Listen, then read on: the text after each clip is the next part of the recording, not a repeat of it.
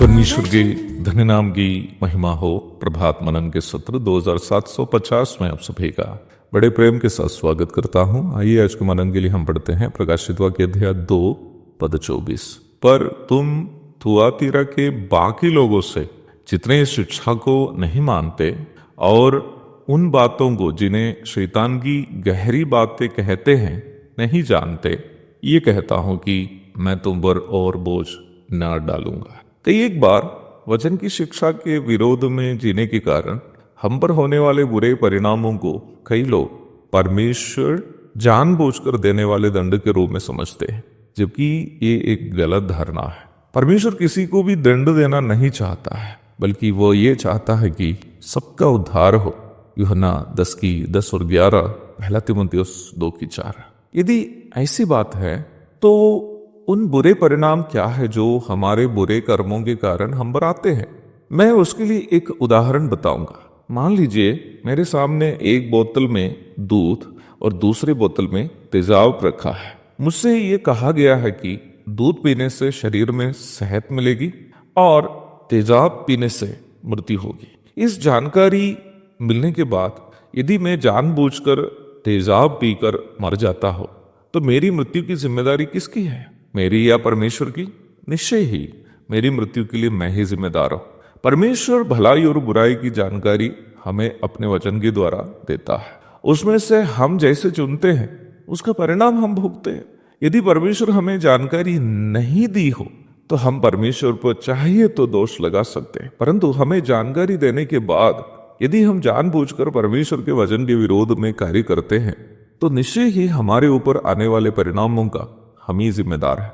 जब परमेश्वर थुआतीरा की कलीसिया से हो या कोई अन्य कलीसिया से कहता है कि बुराई करोगे तो उसके बुरे परिणाम भी भोगोगे, परमेश्वर इसलिए नहीं कहता है कि हम पर बुरे परिणाम आए, बल्कि इसलिए है कि हम उन बुराइयों से दूर हो जाए ताकि हम पर उसके बुरे परिणाम ना आए। 22 एवं 23 पदों को मनन करते समय इन बातों को हमें अवश्य मन में याद रखनी है।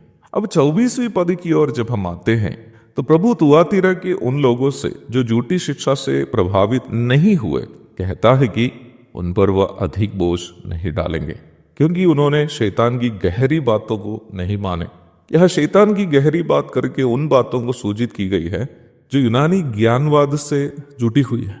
यूनानी ज्ञानवाद के अनुसार शरीर केवल माया है और शरीर केवल माया होने के कारण शरीर से पाप करने में कोई पाबंदी, यहाँ तक उनकी शिक्षा के अनुसार शैतान के गतिविधियों को जानना और उससे अनुभव करने की कोशिश करनी आदि पाप नहीं था। विशेष शैतानी माध्यमों से शैतान से संपर्क करने और उससे सामर्थ्य पाने की, शैतान की सामर्थ्य पाने की तरीके थुआतीरा में उपलब्ध थे, जैसे जादू टोना इत्यादि। वर्तमान काल के ऑकल्ट, ब्लैक मैसेस आदि कुछ ऐसे माध्यम हैं जिसके द्वारा लोग शैतान से संपर्क बनाने की कोशिश करते हैं। मसीह विश्वासियों को इस प्रकार की बुराइयों से दूर रहना चाहिए, परंतु ज्ञानवादियों का कहना था कि शरीर माया होने के कारण शरीर से करने वाले बुराइयों से कोई नुकसान नहीं होगा। इस झूठी शिक्षा को यह शैतान की गहरी बातें करके बताई गई है। निम्न झूठी शिक्षा कई लोगों के लिए पाप करने की प्रेरणा बन गई, परंतु थुआतीरा में ऐसे भी कुछ विश्वासी थे जो इस झूठी शिक्षा से प्रभावित नहीं हुए।